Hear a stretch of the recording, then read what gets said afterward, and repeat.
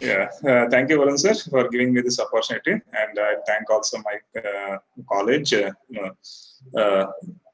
who thought that it would be okay for me or as being an internal faculty. They thought that it was okay for me to present also. So yeah, I thank once again to the management and the coordinator of this STTP for giving me this opportunity. So let me share my screen first, and we can start.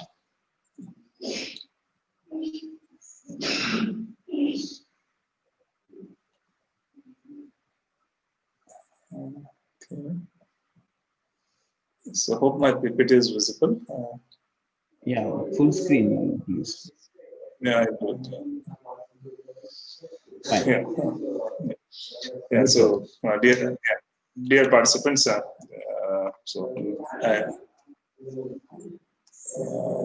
the camera is off. It seems. Yeah. Yeah.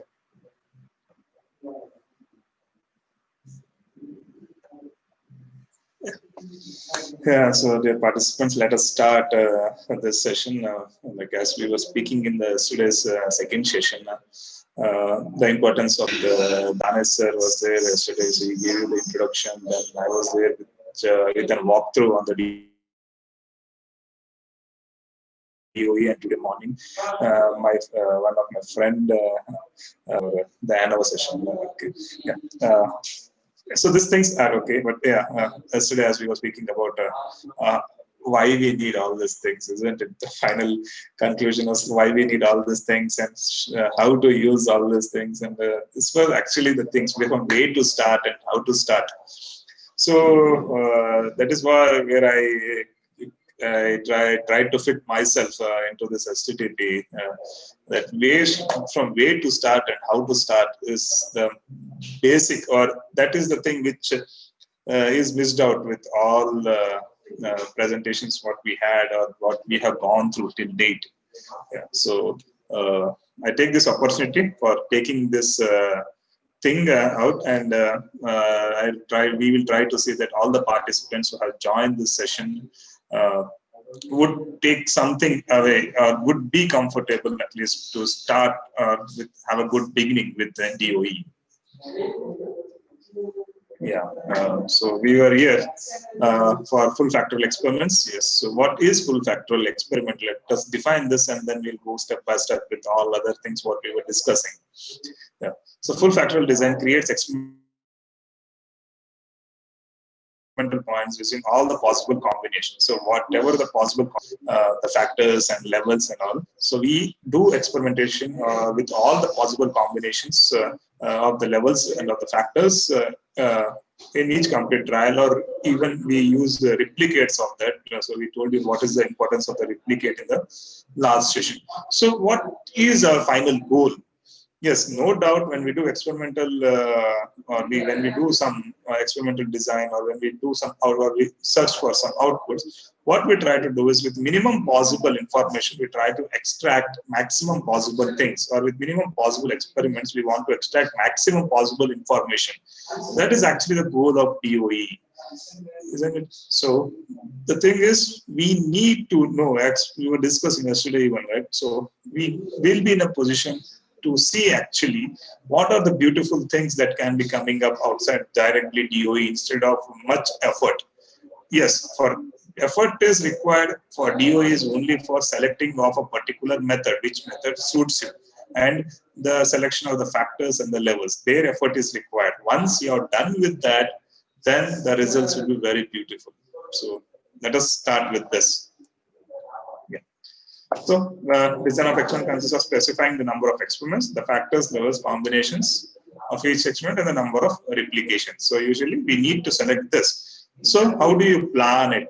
Basically, you need to know, first thing is you need to check what is the response that we are looking for, or what is the output that we are looking for, and what are the factors, or we study the conditions to study. So what conditions to study is what are the factors that actually affect the response, and what experimental material to use actually. Right? That is like, if you see with the examples here, like for what measurement to make, like the response, the example what we had taken, the mileage example.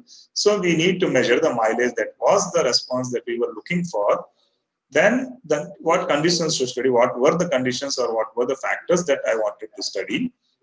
They are like number of persons, capacity of an engine, the average speed, and what units you are looking at for. So that is also an important aspect. So we have to just get to know actually. So for each and every step, we need to know actually for what we are doing this experimentation. Okay. So let's briefly once again go through the terminologies so that you will get familiar to it, and when because these things will be repeating each and every time. So for the new beginners, it would be like convenient for them to recall these things back. So coming to response variable. So usually the output of an experiment is called as a response variable. For our case, it was like a mileage. So mileage was one of the response variable which we were considering. Then you have a factor. So each variable that affects the response variable and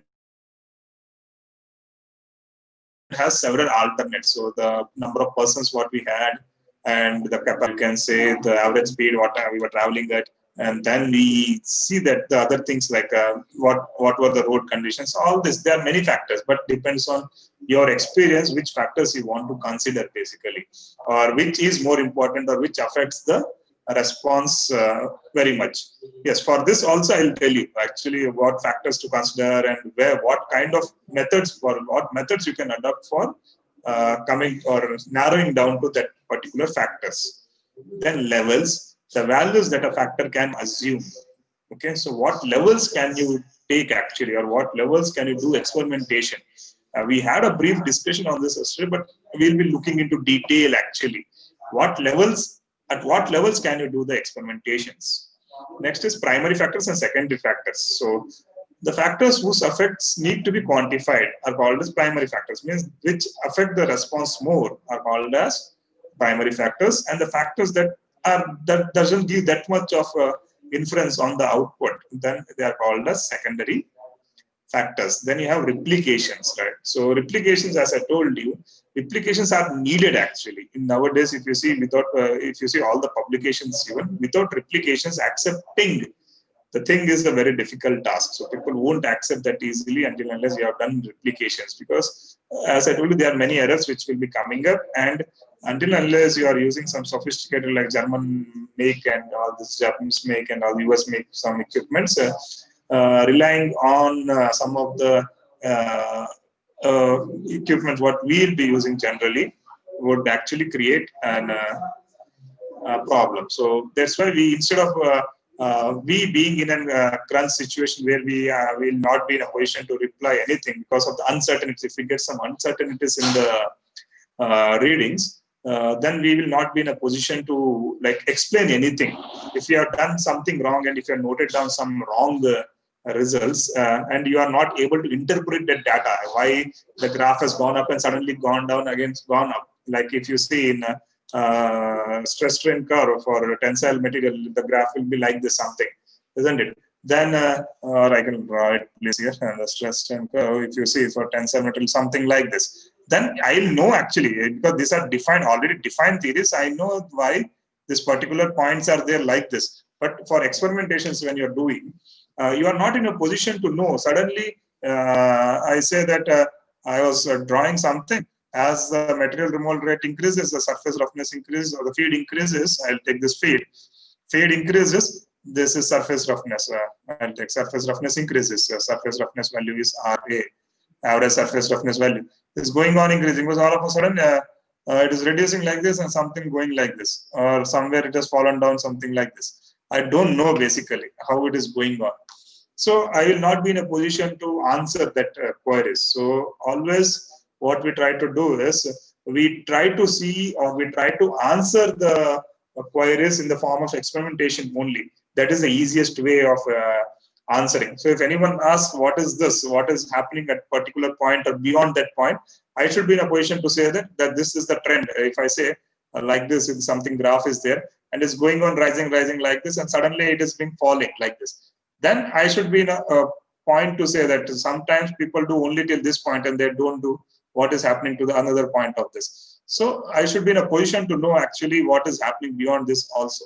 Okay. So anyhow, it's more than replication what I was speaking about. But yes, so that is also required. Then experimental unit, an entity that is used for the experiment, the setup what we use, then interactions. So two factors A and B interact with the effect of one depend on upon the level of the others. Usually when the more than one factors affect the output, then we have some interactions. So when both of them change, then we'll be having an interaction. Okay, so already sir has explained you. So when this both A and B responses move parallelly, they call it there is no interaction condition. And generally, when we say there is some inclination, or when they don't move parallelly, there is some at some point they go and meet, and they call it as there is some interaction between these two factors. Okay, this is just for a general information. So let us start with types of factorial designs. So the most basic or a simple design is called as a one factor at a time approach. I hope sir has given you, Danesh sir from NIT Calicut has given you a small hint about one factor at a time approach. But yes, this is one of the important tasks, or this is the starting point for our DOE. So what is it actually? So what it says is start with a configuration and vary one factor at a time. So what is saying is you are studying one factor at a time. That is what he's saying. The name itself implies that you are studying just one factor at one time. So you are not interested in any other factors. So what does that mean? Let us see. So one factor at a time experiment allows for the manipulation of one factor during an experiment. So you can't vary any other two. What happens with the other factors is the other factors are held at a base level.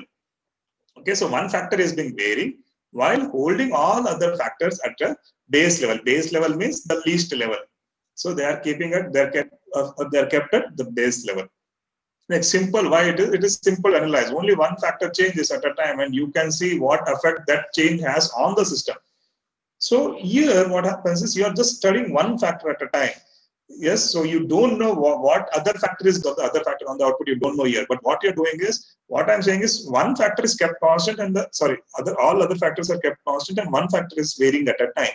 So what does this mean is I am just studying what is effect of that one factor on the output. That's it. But I am not concerned with what will be the effect of the other factors on the output. So what happens finally? It is a time-consuming process. Yes, changing only one thing, one factor at a time, can result in dozens of repeated experiments. Yes, no doubt this is there. But why I am saying this thing is a basis for all experiments. Let us see.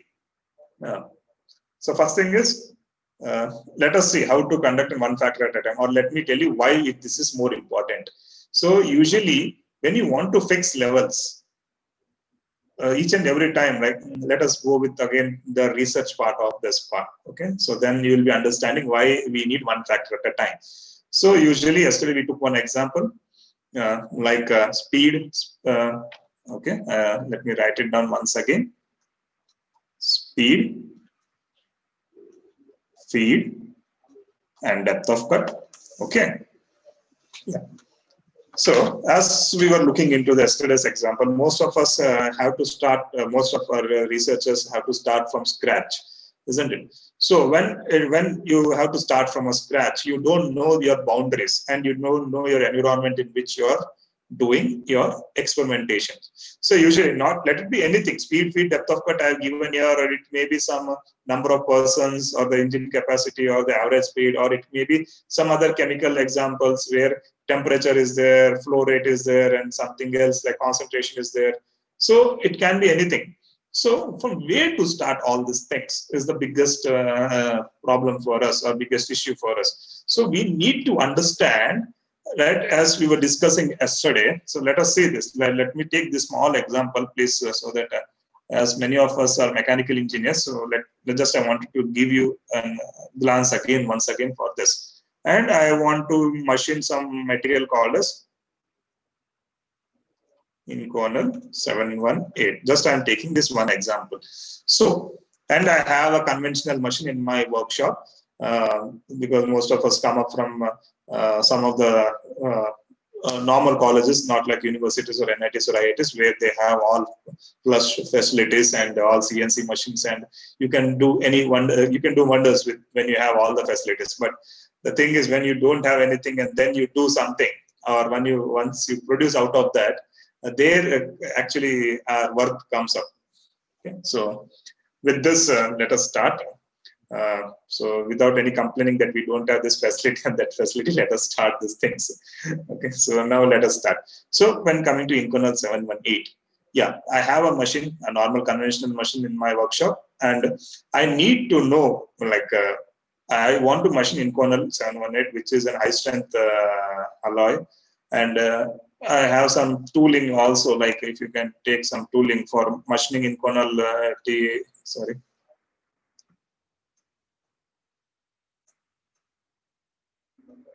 TIALM coated some solid carbide tools. Some solid carbide inserts I am having.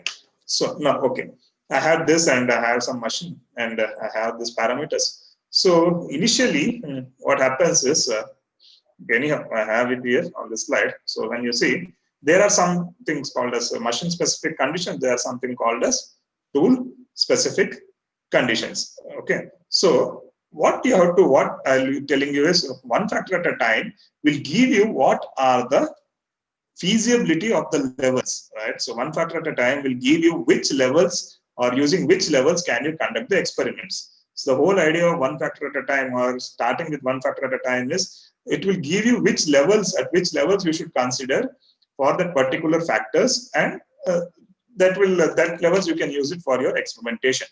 Okay, so the major idea of doing one factor at a time is going with the levels. Okay, so now let us come back to this. How to conduct a one factor at a time experiment. So this is the important part of it. So how to conduct one factor at a time experiment. Okay, so with my experience or something from the literatures or my experience, like I have taken some parameters or some conditions here. Okay, so with my experience, it's not, it can be anything, but so you need some prior experience, or what you can say is you need some literature review. You should have done thorough literature review to come up with some of the, at least a broad range of levels and the factors which are influencing. Okay, so once that thing is done, so how will I do it? So with my experience, what did I do is, with the number of, like the same example, if we can take like the stress one, the bike and the mileage one. So the number of persons maximum what we can travel is 1 and 2. So that is from our experience that we have. The normal bike which is available in the market, which a normal person can afford, is 100 and 150 cc. Yes, so I wanted to just compare that both, and the average speed with our Indian roads, what we can do is, yes, some people go way away of 70, yeah, 80 and 1900 is people are doing it, but still, when we are looking for mileages, we'll be looking for 50 and 70. Yes, I'm okay with this. But now, how should I conduct this? Or this is just less I have taken. You can take any levels. You can go 3, and you can go 200 here, and you can go 90 here. So this will become high for you. This will become high for you, and this will become the medium one or the middle one. So you can do like that. You can go on conducting. Depends on how many levels you want, or how much good initial study you want to do on the levels, or the feasibility study. How good feasibility study you want to do. Okay. So now let us start. How basically, let us only consider this 2, 1 and 2, and let us start how we basically do it. So it will be more easier for you to understand. So what I will do is, let us start. I'll be keeping this. Let us name this as 1, factor 1, factor 2, and factor 3. Now let us start. In factor 1, I want to study. So what I'll do is, when I want to study factor 1, what I'll do is I'll keep factor 2 and factor 3 at low levels. Okay, so I'll keep factor 2 and factor 3 at low levels. That is 100 cc and 50 would be my average speed. So what I'm varying here, factor 1 and factor 2 I'm varying. So for the first set of run, what I'll do is I'll do experimentation, or I'll do the mileage test for one person with 100 cc bike and an average speed of 50. Okay.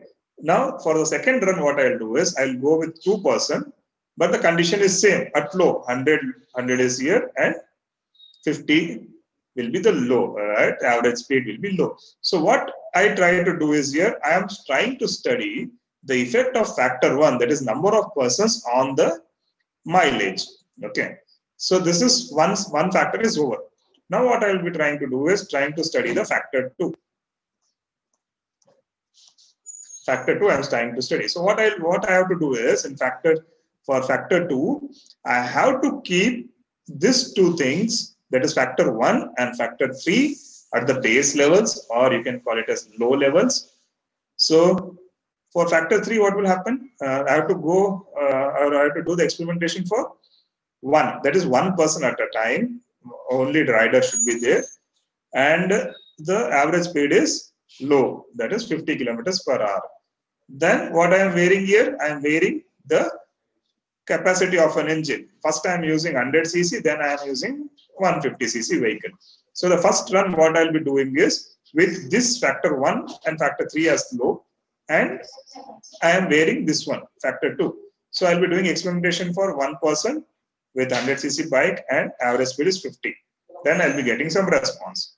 Then second, what I'll be doing is I'll be keeping this both at low, and I'm varying this capacity of an engine. So I have taken 150 cc engine. So now what is happening? I'll be doing the experimentation at this levels, and I'll be noting down the results. For fifth also, I'll be doing the same thing. For fifth, what I'll do is factor 1 and factor 2, I'll be keeping at low levels, because already these two I have done it, right? Already. For factor 1 I have done, and for factor 2 I have done already. So what is remaining is factor 3. So what I'll do is factor 1 and factor 2 I'll be keeping at low, and then I'll be conducting the experiment. So the fifth run would be like I'll be keeping 1 person with 100 cc and 50 kilometers per hour. With this parameters or this levels, I'll be conducting the experiment, and I'll be noting down the results. And then for sixth one, the same thing. Factor 1 and factor 2 are at low, and then I am conducting for average speed of 70. Okay. So with this, what is happening? I have done for factor 1, for factor 2, and factor 3. So with this, what is happening is, just if you see generally also, if I see with 1 person with 100 capacity and this thing, I know the mileage will be more anyhow, isn't it? And now let us go with this one, second set, where I say 1 person, 100 cc and 50 average, I'll be getting anyhow more here. Instead of 150 cc, I know that here I'll be getting more. Next, if you see with the third case, at 1 person at 100 cc bike and 50 as an average speed, I know that I'll be getting more here mileage. Yeah. So one factor at a time. Anyhow, here if you see, here also I am saying that this is if you or in a general term, if I say all factors, if I keep low, you will get a mileage, isn't it? And if you see for factor 1, if I'm varying here, I am saying this thing is good, and I am saying this thing is good. That means with 1 person with 100 cc with 50 average speed, the mileage is good. Is this the case?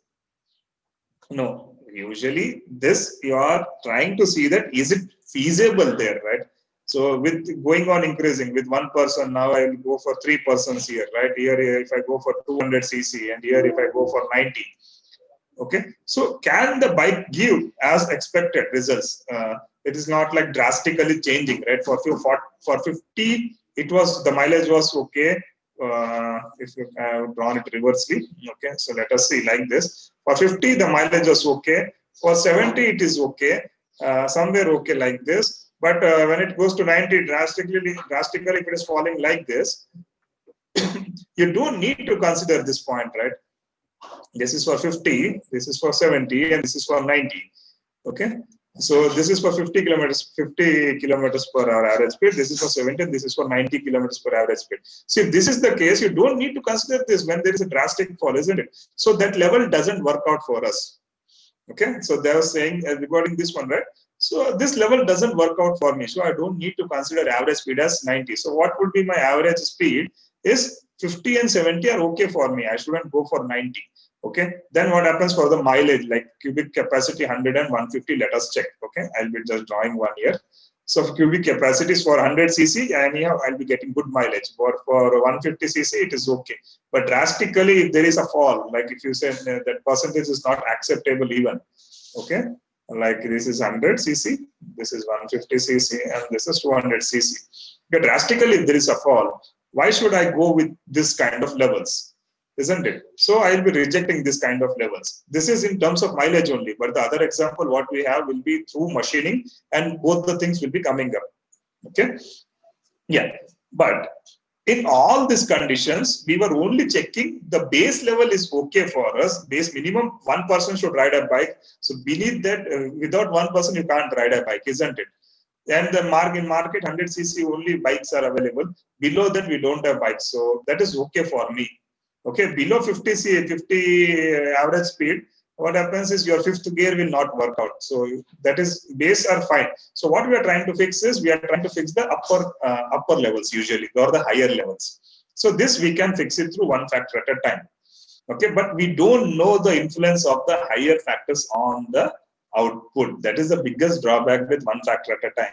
I don't know if there are two persons, and if it's 100cc vehicle and the average speed is 50, also I may get better mileage. Or if I say two persons, 150cc and the average speed is 50, then also I may get a better mileage, because two persons are there, the engine capacity may not work out. But let us see how the results. We'll be anyhow analyzing the results. Okay.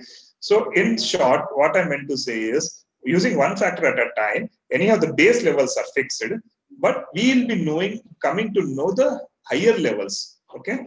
So we'll come to know the higher levels which I can use, or which is feasible on my machine. Okay, so that is what is the major idea of one factor at a time approach.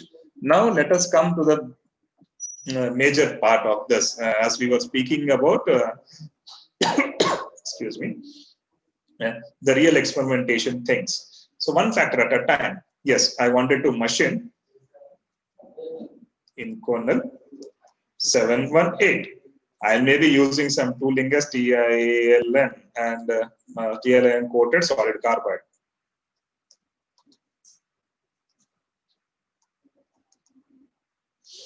Okay, so there's two things I know that I want to do some study, experimental study on a particular workpiece with a particular tooling. Yeah, that is fine. So yesterday, as we were already discussing, from where should we start?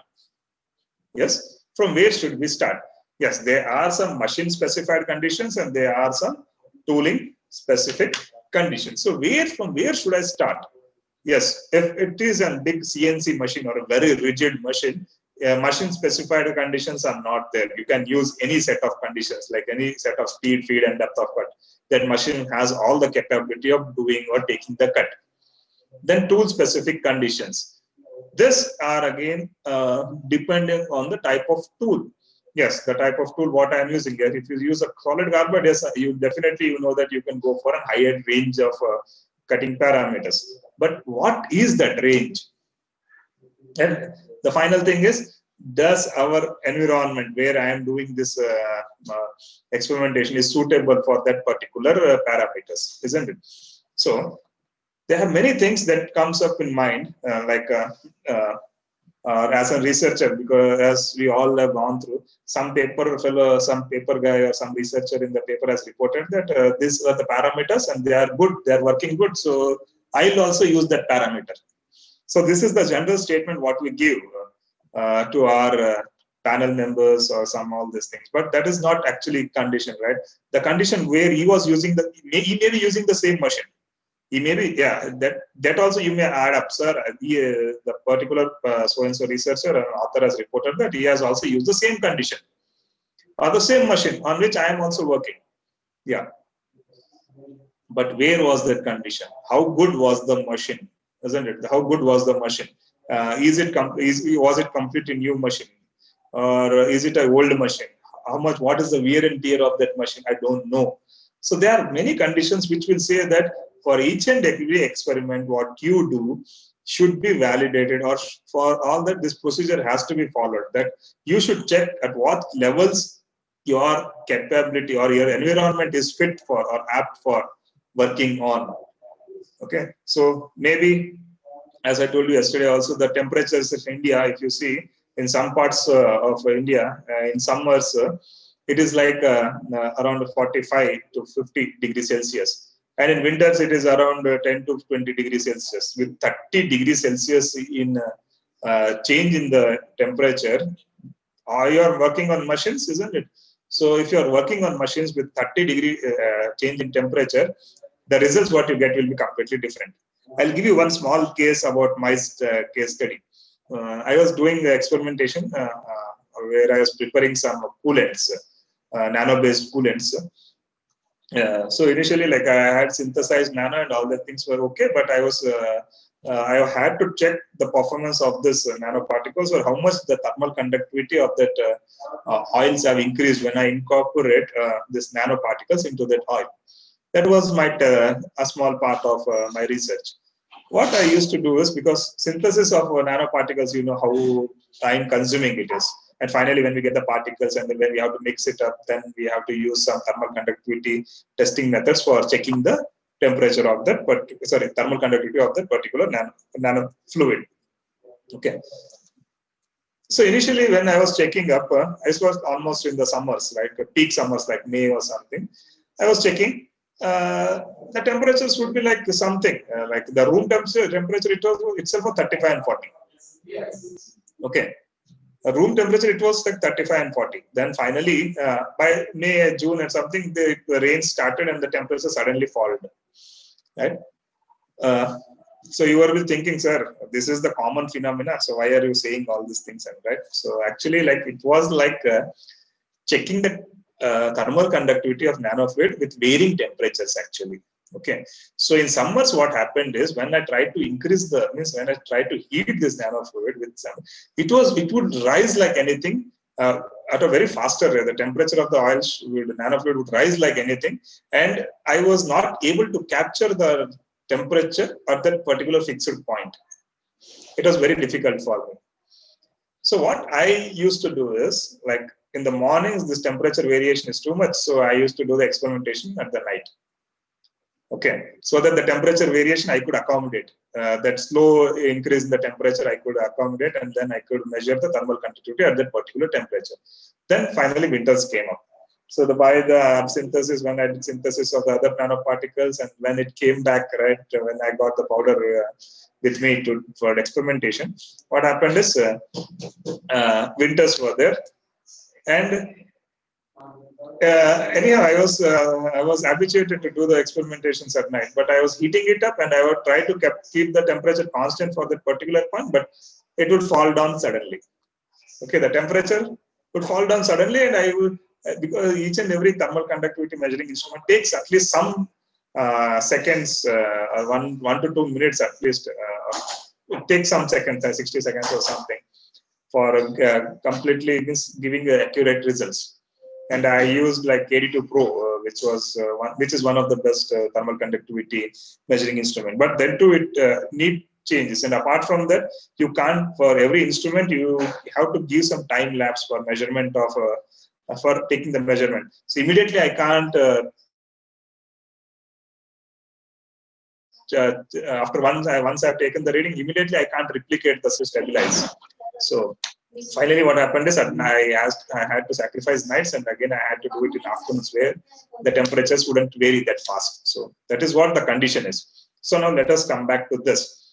So what I meant to say is, yes, they may be using the same machine, but you don't know the condition in which they are using it, and you don't know the drives or the gears, how good they are. So you can't say that the experimentation or some researchers has reported that these conditions are okay and I'll do the experimentation. No, you can't do that actually, because your conditions are different. So the whole story behind the thing was like the conditions are different. That's it. For me, my conditions are apt. Okay. So if I have taken a most time, but this is what actually, because we too sometimes criticize our guides and all that. What is this? Why we should do all these things and all that. But the understanding levels by that time, we wouldn't get this. That is why Varun sir was mentioning that this is a platform where we wanted to communicate all these things, where you wouldn't get disappointed that easily, and you should know actually why we have to do all these things. Okay. Yeah. So let us start with this machine specific conditions. So these are some things that you should know regarding your machine. How will you know this? And you have some tool specific conditions. So how will you know that? So now let us come with machine specific conditions. So your material specific conditions and tooling specific conditions. So usually you need to start from somewhere, isn't it?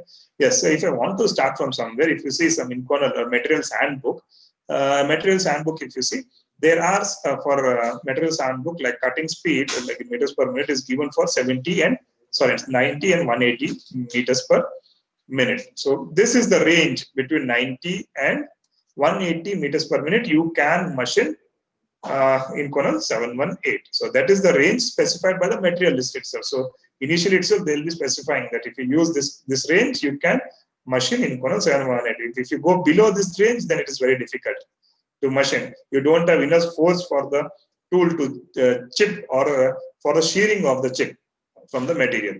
Okay, so that is the only criteria. That's why the material fellows will be only defining the cutting speed. They don't define speed and depth of cut. The materials handbook, most probably they'll be trying to see that they'll be defining only the cutting speed, because you should as an manufacturer, you should know at least what is the minimum cutting speed that is required for machining Inconel 718. If you go below this, if you go for like 80 or 70 meters per minute, your chip may not be removed, or there'll be higher forces on the tool, and it may, or the insert may break. So there are all these things. So that's why they'll be mentioning this range.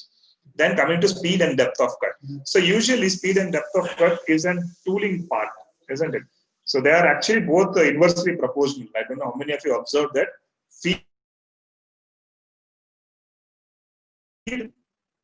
and depth of cut are inversely proportional.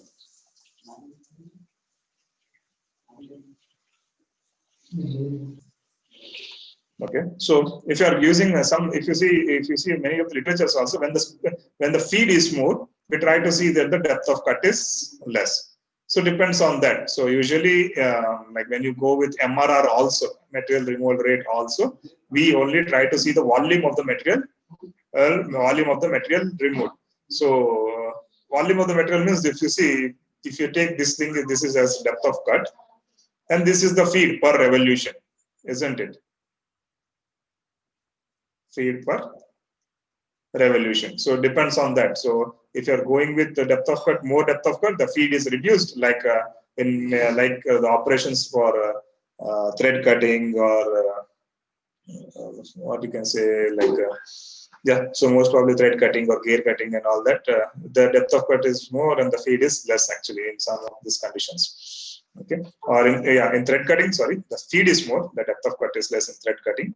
Okay, in normal turning or something where you want more finishing, sometimes you can go with a lesser depth of cuts and more feed. But anyhow, as I told you, both are inversely proportional. So depending on that condition, you can go with any of this. Yes, if the feed is increasing, the RA value is increasing. That is because this is the feed mark, right?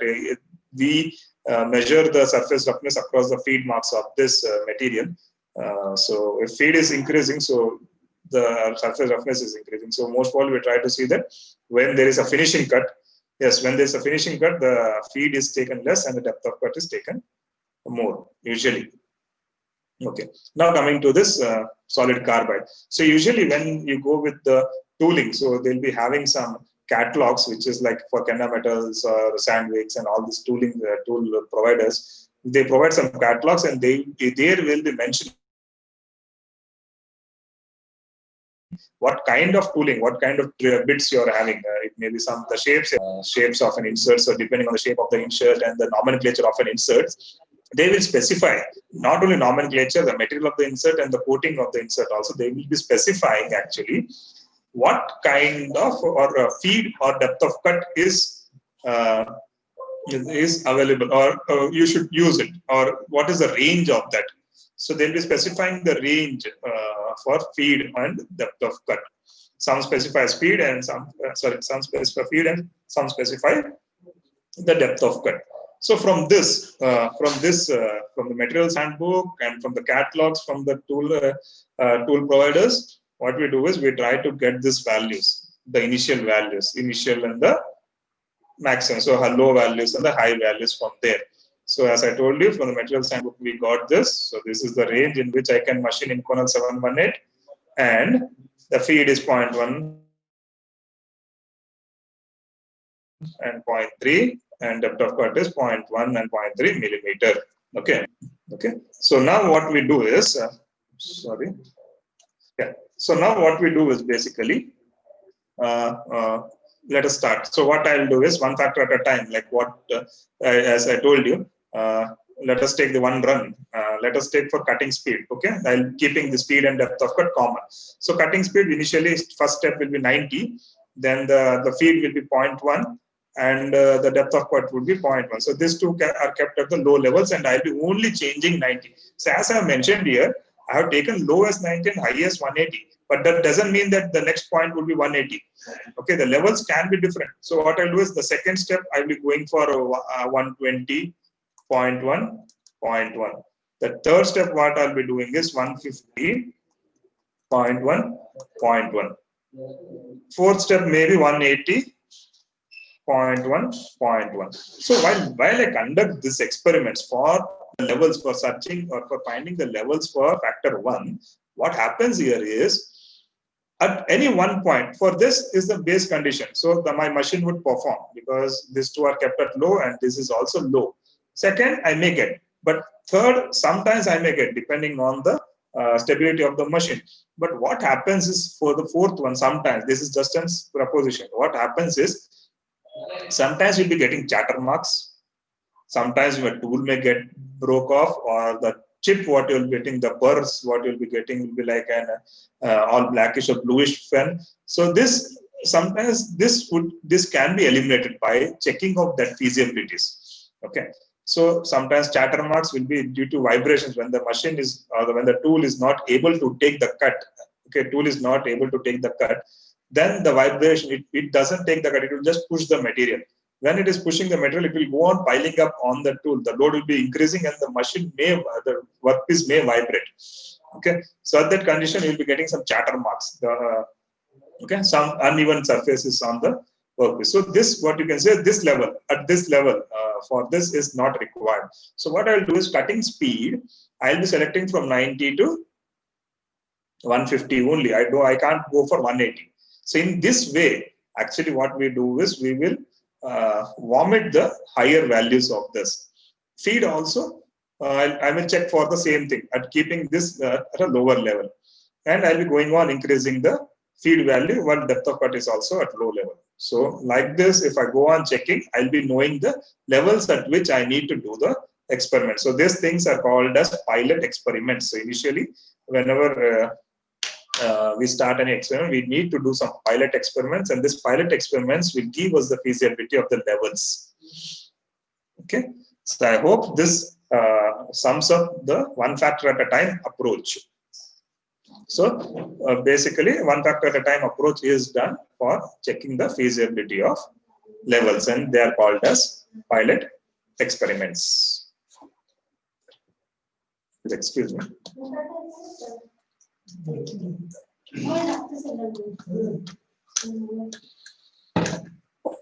Okay. Yeah. So the next thing is like full factorial design.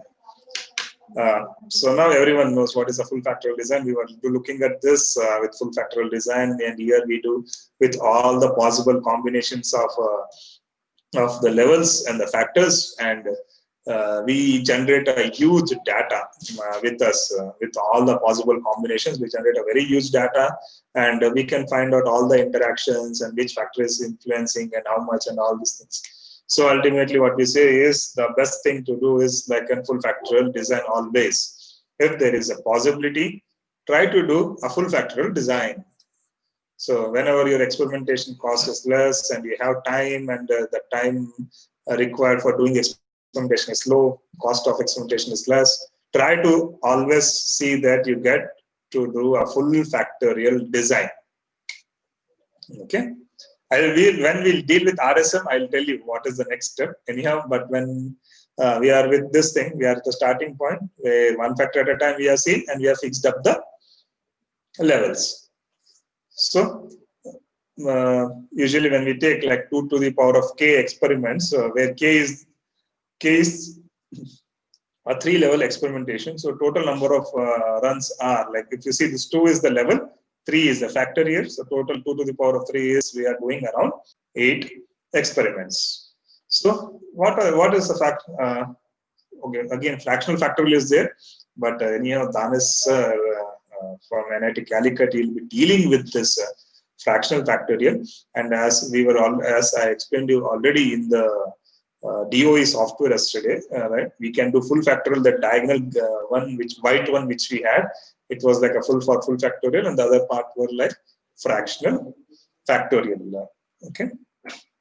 So a full factorial design consists of what? Perform experiments for all levels of all factors, and perform a large number of experiments that are needed, and all interactions are captured. So you are not leaving any corner of it. You are doing with all the possible combinations of the levels and factors. So why it is used for preliminary studies.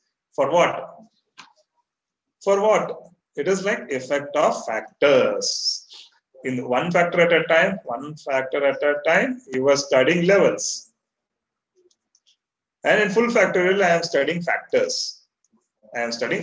Which factor is more dominating or is more affecting the response, how much it is affecting, and all these things. And if I select more factors also, like something now only we have taken speed, feed, and depth of cut. Sometimes if we take some other factors like the tool nomenclature or flood lubricating or dry lubrications and all these conditions, then I'll come to know which factor is more influencing, and I eliminate that. The minimum affected factor I'll eliminate directly. Okay, so the main advantage of full factorial experiments is we do experiments at all levels and all factors. We get a large amount of experimental data. We can capture all the interactions that are possible. Apart from that, I will know which factor is more influential and what is the contribution of this factor on the response. So this is what we'll be looking at. Okay, so full factorial. So both are important. If you see with this sequence, that one factor at a time is also important, and full factorial experimentation is also important. So once I fix the levels, here, once I fix the levels in which I want to do the experimentation, then I will take the same levels here and the same factors here, and then I will study which factor is more influential for me. So depending on that, I'll be considering only that factors. Apart from that, others I won't consider. Okay. Next. Factorial designs are more effective than one factor at a time experiments. Why? They provide more information at similar or lower cost. So this is one more thing. Yes, I told you the importance of one factor at a time. That is, we check the levels. But when it comes to full factorial experiments, I check with all the combinations. There it was for only low levels, and I was varying the other one factor I was varying, and the other were kept at low levels. But here it is not the case. Here I will check for all the combinations. So they can find optimal conditions faster than one factor at a time. Yes, conditions very faster than one factor at a time. But here only what I'll do is I'll be only searching for the factors which are affecting more, not the levels. Anyhow, levels I have fixed up in one factor at a time. So factorial designs allow additional cost to be examined at no additional cost.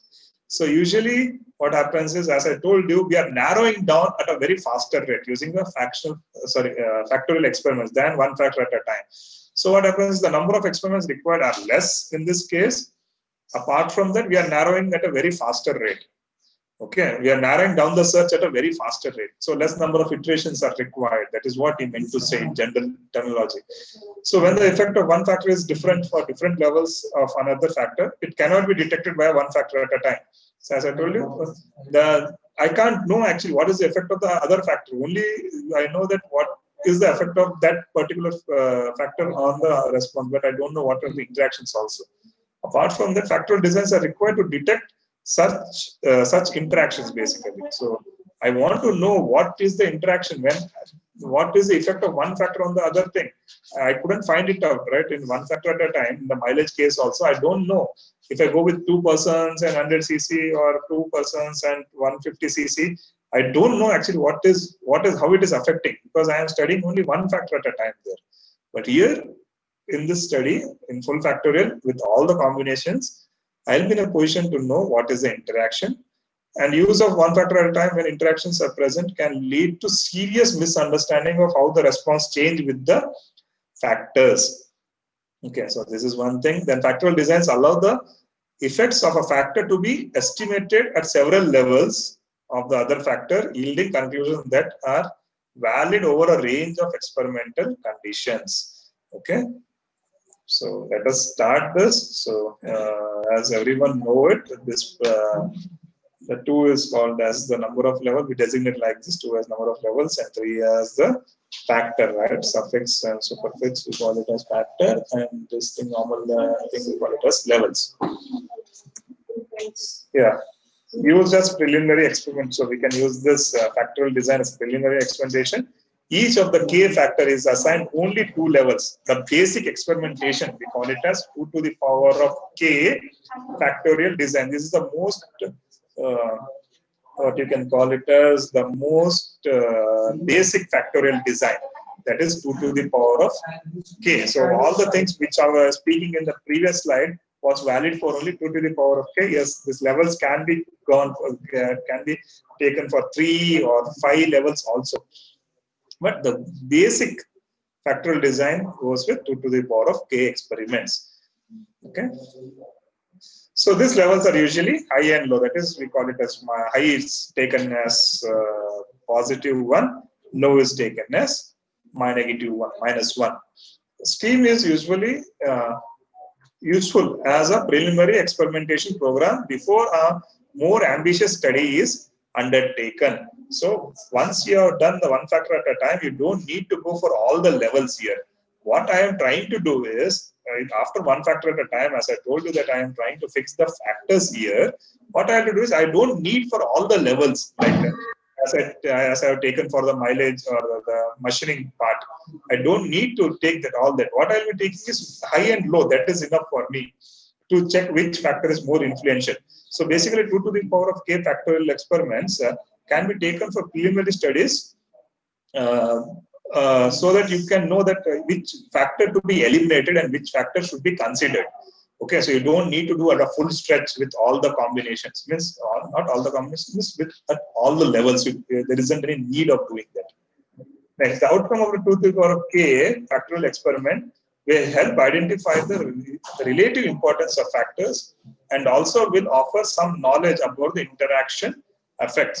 So 2 to the power of k experimental factors will help identify the relative importance of that factor. This is what we were interested in. So if we want to know what is the influence of this factor on the response, this 2 to the power of k factorial design is enough for us. Okay, and it will allow us to know some interactions. Is there any importance? If there is, yes, there is importance, right? If there is an importance, then I should consider that, isn't it? That factor I need to consider, that both factors I need to consider. If there is any interaction and it is not affecting the response more, then there isn't any need. For considering. So that is okay. So like if I say,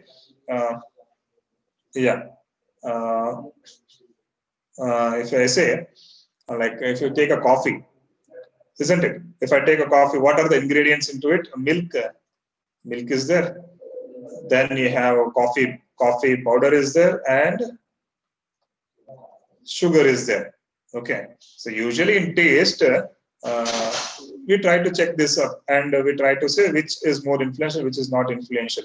Anyhow, there is both interaction between the coffee powder and the sugar, because as the sugar quantity in the coffee increases, the bitterness of the coffee just goes on reducing it. After certain case, what will happen is leave the bitterness.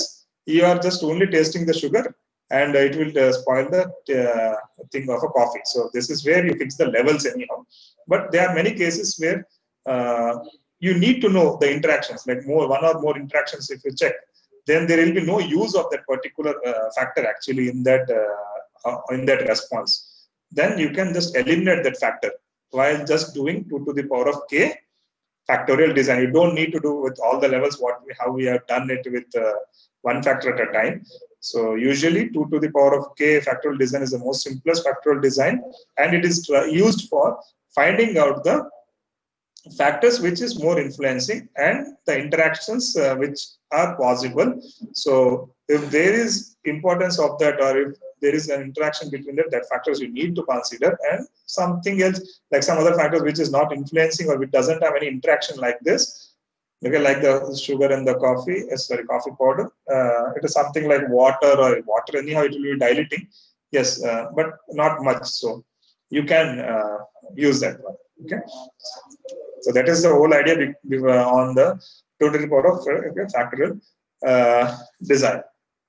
Now, note that if we have k factors, each runs of 2 levels, there will be 2 to the power of k different combinations. In the present case, what we were taking was like k is equal to 3, and it is like 8x. So how will we basically draw it graphically? So x1, like if we take x1 was for us like it was number of persons, x2 was the capacity of an engine, and x3 was the average speed. So how usually it is designated? This is just for your information how it is designated, and this is the search domain for us. Okay, so this is the area, like 3 axis already we have, right? 3-dimensional one. So this is the search domain for us, and we'll be searching actually where we'll be getting the best results, right? This search domain, or you can use volume where you are doing experimentations, and I am trying to search exactly where with which combination I am getting a better results. Yeah. So usually when we see, yes, actually DOE is actually a coursework where we usually do it each and every calculation by hand. But yes, Design Expert is a software where we get all the things done very easily, and we don't do it much thing. But yes, yeah. So how basically it is done is, you can say this how it is like 8 runs. So basically this thing is like for 4 runs there will be -1, and for this thing is +1. So they are called as coded factors. Okay, and this -1, -1, +1, +1, -1, +1, something like this they'll be mentioning it. Then here it is -1, -1, +1. So this way they try to keep all this run orders, and in these combinations they write it down. Okay, now as we have had some familiar thing with one factor at a time and factorial design, and that's why we had this always a myth which runs behind us. Yeah, and when I was speaking with you yesterday, with all the participants yesterday, each and every participant just thought, or our minds are opt for one factor at a time. That is what I was speaking about you yesterday. So now I hope that each and every participant will be knowing why I was speaking about one factor at a time, or what is our thinking, or what is our approach basically. So our approach was like one factor at a time. Each and every time when I say that, oh, if I see only this factor, like one person at a time, what I say that, oh, 1 and 2, okay. No, when I go with one person only, I'll be getting a better mileage.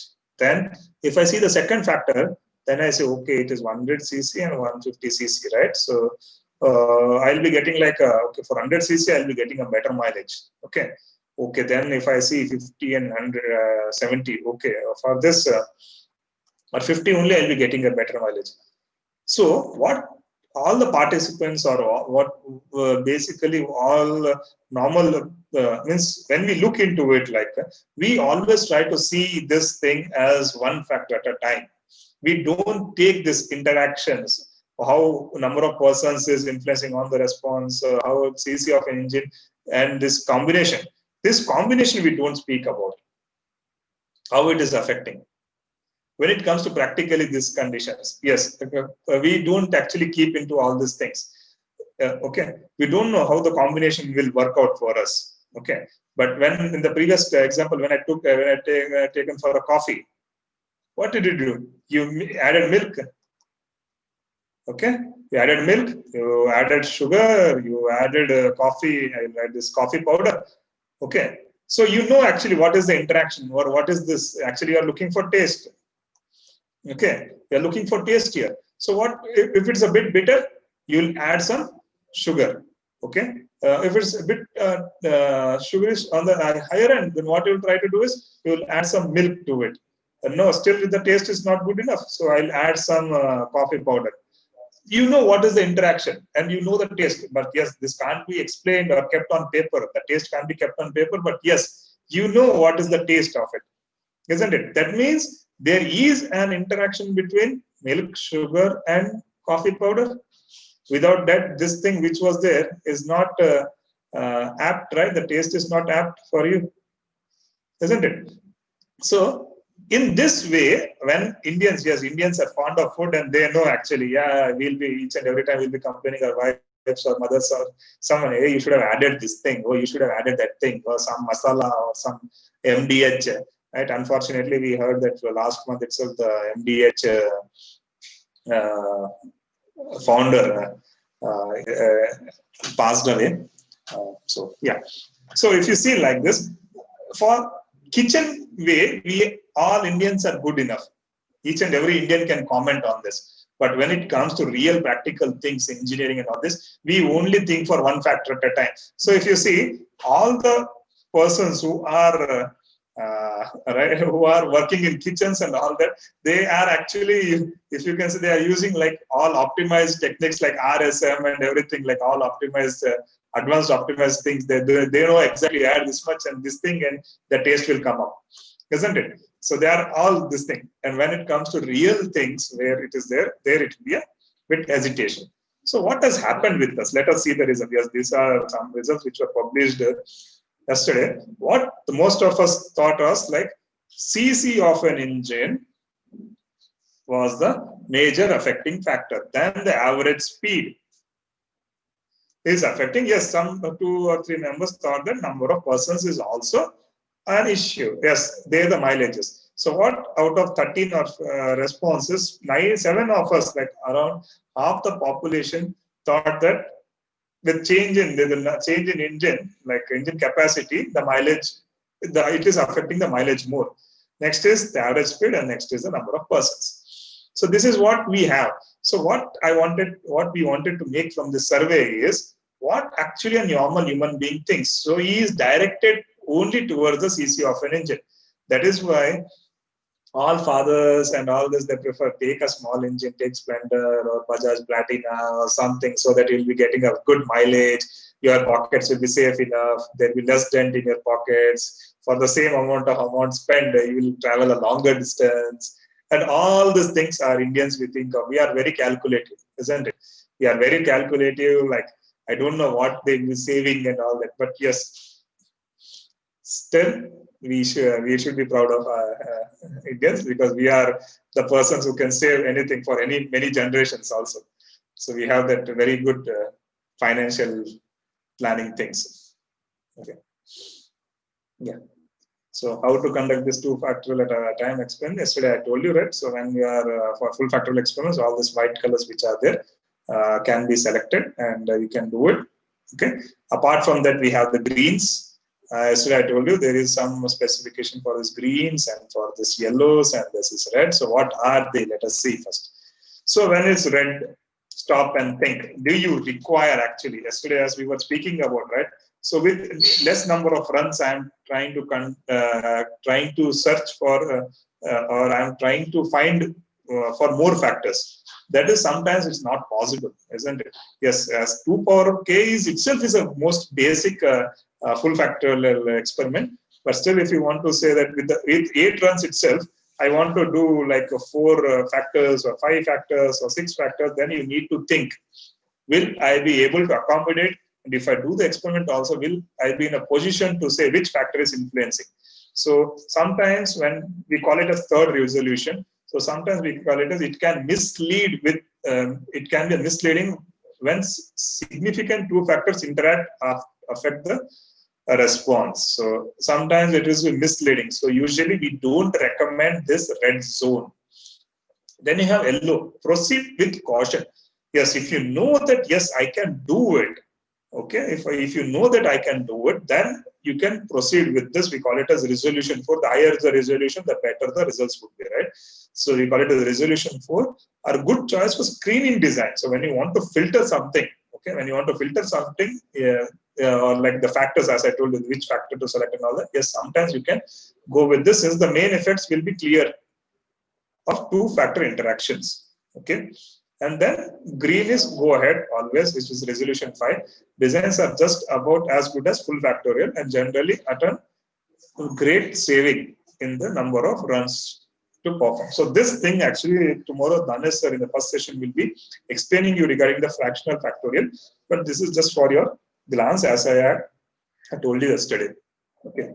So now from the yesterday when we went through the design of experiment software, we have fixed up these levels, and finally what we do is we give these things as an input with the DOE software. Okay, so once we give this thing as an input to a DOE software, we get something tab like this. So usually what you do is, if it's requested to each and every participant, you give this as an input to your this DOE software with all the levels, with factors and the units, everything. And it is recommended to save that design, right? But you can't take your laptop and go on everywhere for giving the inputs here, isn't it? You can't take your laptop and go on everywhere for giving this input. So what it is recommended is you take this, okay, you can take out a printout, or you can have an Excel sheet, or you can just draw it in a normal paper, on an A4 sheet, you can draw it, and you can carry it with you. So what do you do is in machining, if you say when you're doing machining, you can't take your laptops and all this to this workshops, right? You'll be normally taking a notebook or something. So there you just note it down. Now let us start how it basically happens. So usually we'll be having all this. As I told you, you have to do the experimentation using the run order, not the standard order. And you will be having all these things, and I'll be going on conducting experiments according to the run order. So the first run order, the single person 100 cc and especially 50, and I'll be getting some value here, some x value. For second run order 170, I'll be getting some y value, and the similar way third one 150 and 50, I'll be getting some z value, and so on correspondingly I'm getting. Yes. So now as from our past experiences, yes, sometimes, yes, 1 or 2 kilometers it may be wrong, but from our past experience, what we did is for the participants' convenience, what we did is we kept the mileage directly. I hope everyone agrees with this responses or the mileages. For single person, 100 cc and 50, we have kept it at 70. 70 would be the apt mileage for these conditions. For all that conditions, we have kept some mileages, which is truly from our experiences. Okay, so now let us see what happens with the famous thing. So usually these are some of the inputs or columns which you can verify in the DOE. These are from all DOEs. So you can see the number of persons, like low was 1 and high was 2. Engine capacity 100 and 150. Yes, and the average kilometers per was 50 and 70. Okay, so this is one thing. Then the version what you will be using is like 12 point. It will be showing there. You are going for 2 factorial experiments, 3 factors, and how many runs? You are having 8 runs. So these are the basic information that you can check. Then coded -1 is taken. Number of persons -1 is taken as 1. +1 is taken as 2. And -1 is taken as 100. Here +1 is taken as 150. And here so on. Okay. Now, once you have entered all the values, you need to select the main effects. So I am just, I don't want to go with the interactions at present. I'll be going with only the main effects here. So I need to double click on this. And I want to check actually which one is more affecting. That is what, which factor is more affecting. So I'm only interested in that at present for present study. So as I showed you the volume in which I'll be searching, isn't it? For A, it is 1 to 2. B, it is 100 to 150, and C is it is mentioned here, but it is C is this direction, 50 and 70. Okay, so usually, like when you go to DOE software, sometimes the transformation may be asked, but I'll tell you this regarding a bit later. and have done the same thing. Now you have the ANOVA. ANOVA, anyhow, Dinesh sir has explained you today morning, and I'll be telling you what to see in this ANOVA. So usually what we try to see is from the ANOVA, if p value is less than 0.05, it says the model terms are significant. That means that particular factor is significant, and the value is greater than 0.1 indicate that the model terms are not significant. So what does that mean here? That means number of persons is a significant term, average speed is a significant term for our search, but engine capacity is not a significant term for us.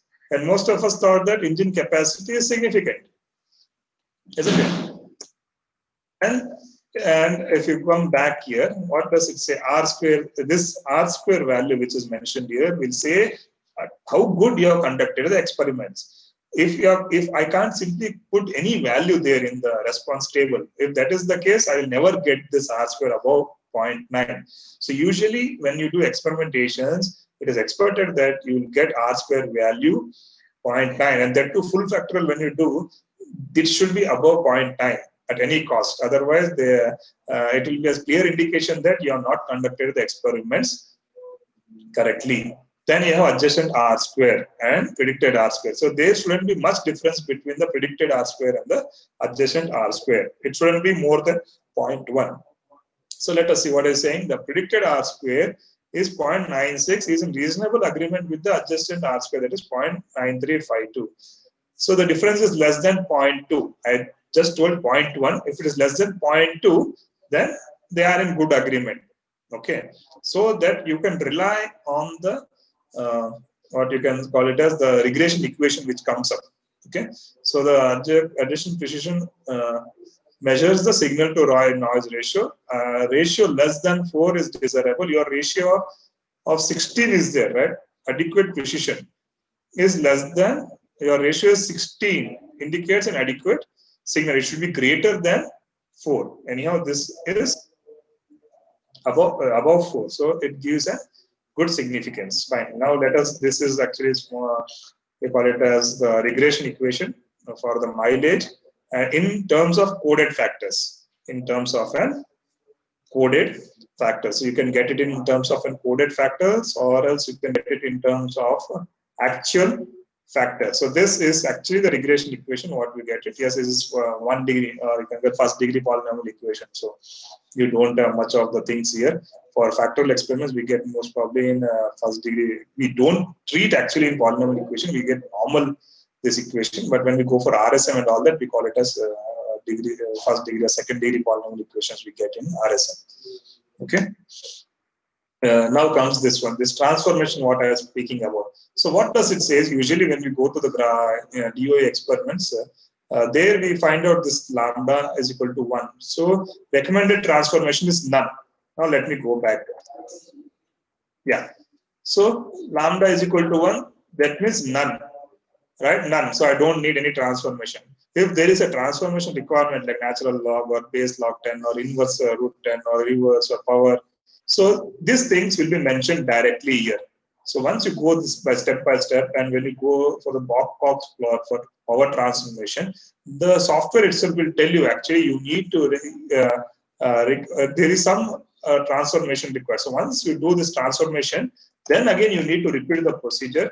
Like this transformation, this is the tab actually which comes up. Then you go to transformation. There you need to click. You need to transform. Then you need to click whichever is transformation is desired, like this, and then you need to go for the effects. Again, you need to select the effects which you want to study. Then you need to go for ANOVA, which will give you the results, and there you can find out which factors are significant, which factors are not significant, and then find the fit statistics. Then you have a regression equation. So directly you can't do that. You have to go with 1 or 2 steps. So basically, then you again, so now you'll be getting a right result, right? So once the transformation is done, don't worry. You go, initially, for initial things, you just go with none and go with ANOVA and diagnostics, and there you go with the transformation curve. And if it says some transformation is required, come back to the transformation here, do the transformation, go to effects, select the main effects, Then go to ANOVA, analyze the factors which are influencing, which are not influencing, or which are significant, which are not significant. Then check your R squares. So now some adjustments will be there, and you may get good results here, R square. Okay, so the transformation is required. That is box plot power transmissions. Now, transformations. Now, let us see why that engine capacity was not much significant. So these are some of the graphs which you can directly directly copy and paste in your manuscript. So these graphs are actually directly copied and pasted here for the ease and convenience, so that we can do the work as fast as possible, and I can show you better results. Okay. So if you see, when the number of persons were 1 and 2, the mileage was like this is anyhow the vary or the range actually for this particular one person, and this is for 2 persons. Yes, it is varying. Yes, if you see on an average, it is 54 here, and here it is like 63 something. I'm getting here 54 and 63, right? So when it's the engine capacity, like here it is 60, and here it is 57.5 something. Okay. Then when I see the average speed, yes, average speed is affecting more. It is like 63, and here it can be around 55. Okay. So what I meant to say is, what we indeed as an individual, when we thought of, we were thinking of about only one factor at a time, and we thought that engine capacity is actually affecting. No, that isn't the case. So actually, let me. Actually, I didn't view with the interaction also. But if you see, when we look at the engine capacity, there isn't much difference here. Yes, this would be for 2 persons and this would be for 1 person sometimes. Okay, so this is not affecting much. Engine capacity is not affecting much.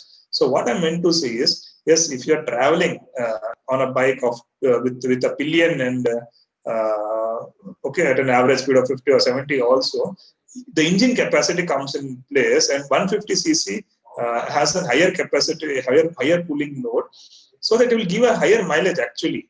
Smaller capacity engines will give good mileage when there are less number of people. But bigger capacity, when we compare, when higher capacity vehicles will give good mileage when the load is also good enough. Right? If you see like a Maruti 800, if you go with full pack Maruti 800, the mileage will drop very drastically in that vehicles. At the same time, if you take a bigger vehicle and with 2 or 3 persons also in that, sometimes the mileage with an 800 Maruti 800 and with a bigger vehicle, I can call it as something like Altroz, will be almost equivalent. Okay, so that is what I meant to say. So, so the whole myth behind this study was that depending on the need, I need to select a particular condition. Okay, so sometimes we only think of like with one factor at a time. We thought of like only no, this is the thing. But when I see like if I'm giving a bike for a youth, if I'm purchasing a bike for a youth, he will never go a single riding. Most probably he'll be going for a double riding, and he will never go at a lower speed. He will go at a higher speed. All these conditions are there. So at these conditions, if I give him a 100cc bike and ask him to do, no doubt, it is a disaster. Okay, so. The whole, I hope that you understood the whole thing behind taking the mileage as a study. So I wind up this mileage as a study, and I hope everyone understood. Depending on the use, you can just go and maneuver, and you can select a higher capacity in this also. Okay.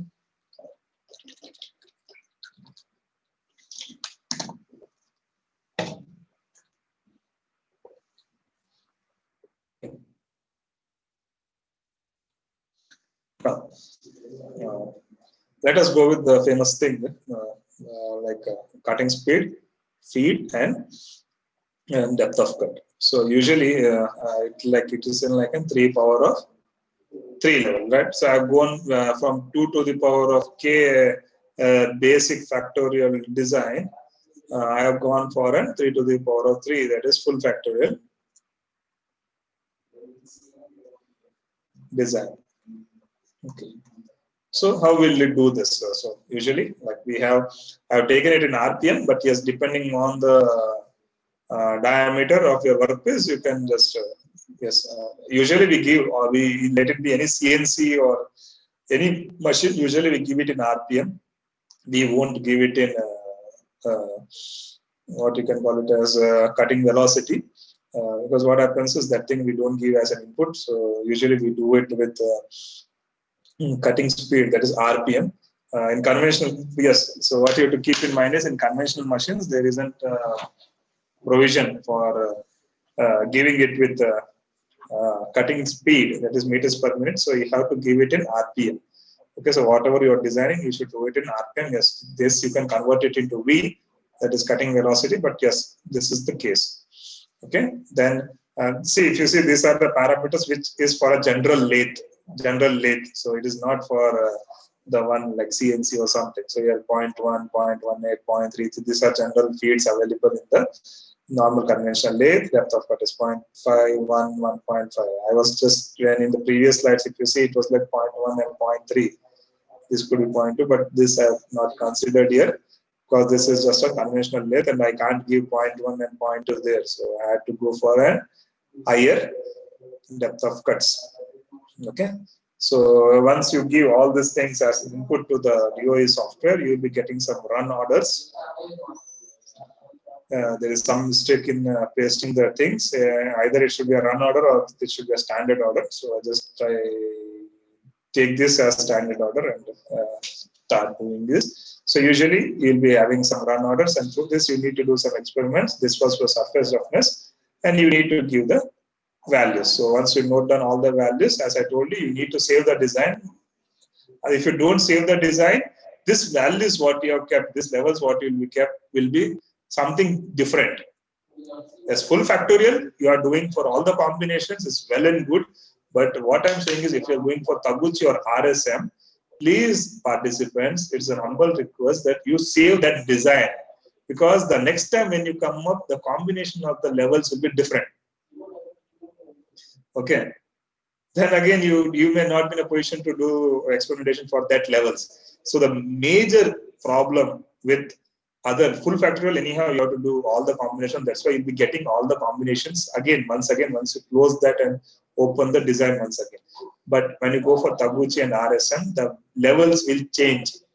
So you can't expect that you will get the same levels at which you have done the experiment. So it's a request that once you have taken the design, please save that design for whatever you have done. You may be experimenting trial 1, okay? Let it be trial 1. Save it as trial 1. So whenever you open that file, it will directly display the design what you have already noted down on a paper and for what you have conducted the experiments. Okay. So once you have conducted the experiments for the particular run orders, you will be mentioning the responses here. So once the responses are mentioned here, then you can again do the same procedure. You can check actually for what factors this was high, low, high, for what factors you have done the experimentations. Then how many run orders are there, that also you can check. These are all basic checks that can be done. These are all the basic checks which can be done, so that is fine. Then you need to select which kind of interactions you are looking for. What I did was, in this case, I did AB, AC, and DC interactions also I wanted to find out. Then I went for this. So here, none, initially I'll be going with none. Then I'll be checking for effects. Okay. So now let us see here. As I told you, if it is more than 0.05, that factor is not significant. And if it is less than that, it is significant. Sorry. more than 0.1. So what is significant? This is significant. This is significant. This is significant. But depth of cut is not significant, because as I told you, I am going for surface roughness. So surface roughness, depth of cut doesn't matter for me. What most matters is fade. Okay, so this is what I was proving for you. That depth of cut doesn't matter when it comes to surface roughness. Yes, for cutting forces, for heavy material removal rate, for tool wear, yes, depth of cut matters, but for surface roughness, this doesn't matter. Then A and C, this interaction is not required, so this is not significant. B and C also is not significant. So what is the only interaction significant? A and B, that is all the condition of C. Here C is not significant. If C is not significant, the interaction with C is also not significant here. So only what is significant is A and B, that is speed and feed when it comes for surface roughness, average surface roughness. So the experimentation what I did is in good agreement here, and there shouldn't be much difference between R square and adjacent R square. Okay, and this value is above 4 anyhow, so this model is good enough. And then you can go with some optimization tech things also. So in this we have some optimization things, and apart from that, this is called the coded regression equation. These are some of the residuals. Residual versus predicted graphs which you'll be getting. So this actually we don't report much of this thing. This was one transformation that they asked us to do, that is for 0.5. Okay, lambda is equal to 0.5 inverse root square. I had to transform, but this is just for your information. That's why I didn't go back and do this. So we had some transformation, so we had to do the transformation here and again go back and do all this procedures.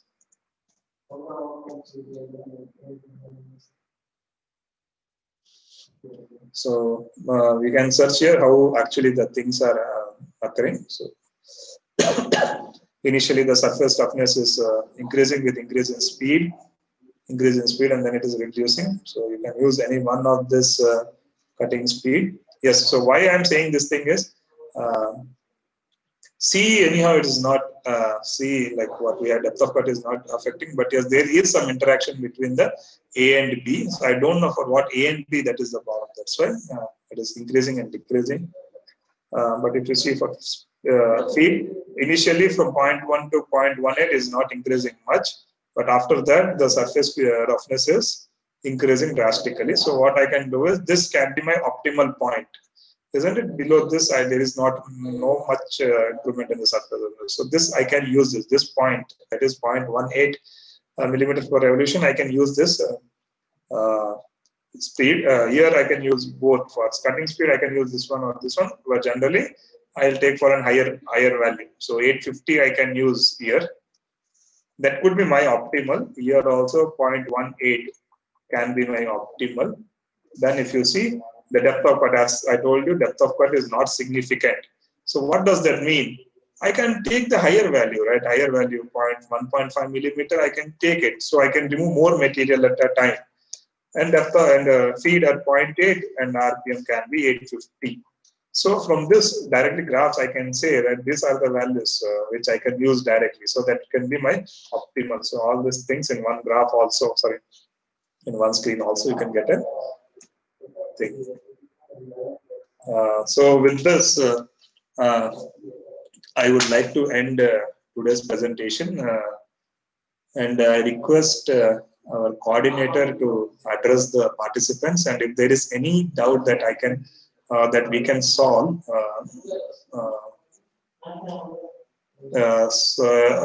or anything, any problem, any personal issues or anything that you are facing a problem in your experimentations or something, yes, we can discuss on that so that some of the doubts can be clarified.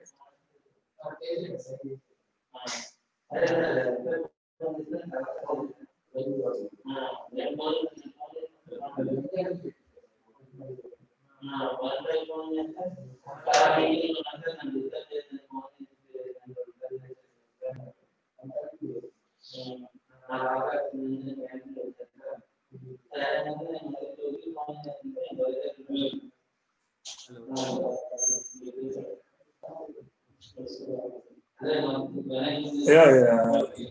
Coordinator, you are audible. Your voice is low. Thank you, sir.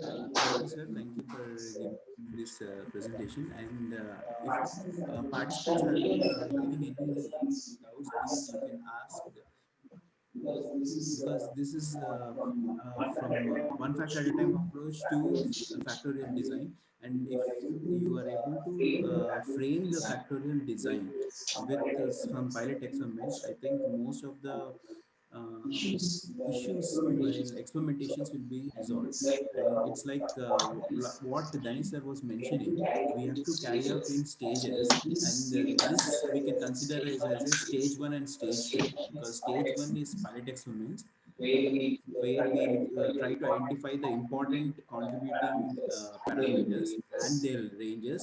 And the second stage is to know what is the influence of each parameter on the overall output. That's what was explained by Sandeep sir with the case study. So participants are requested to please unmute and you may ask a few questions if you have any. Otherwise, we can end the session.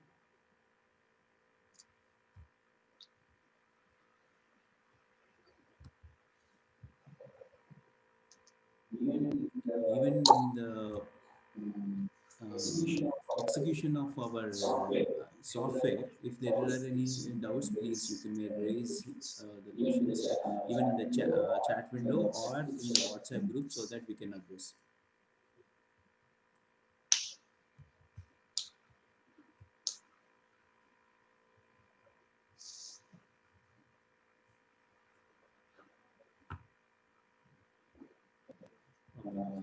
All right. Okay. Okay. Thank you, sir, very much for attending this session. And I thank once again Dr. Sandeep sir for taking this session. I'll be sharing the feedback form through WhatsApp group. So tomorrow we will start the session in the morning session at 10 o'clock sharp. Thank you. Thank you, Varun sir.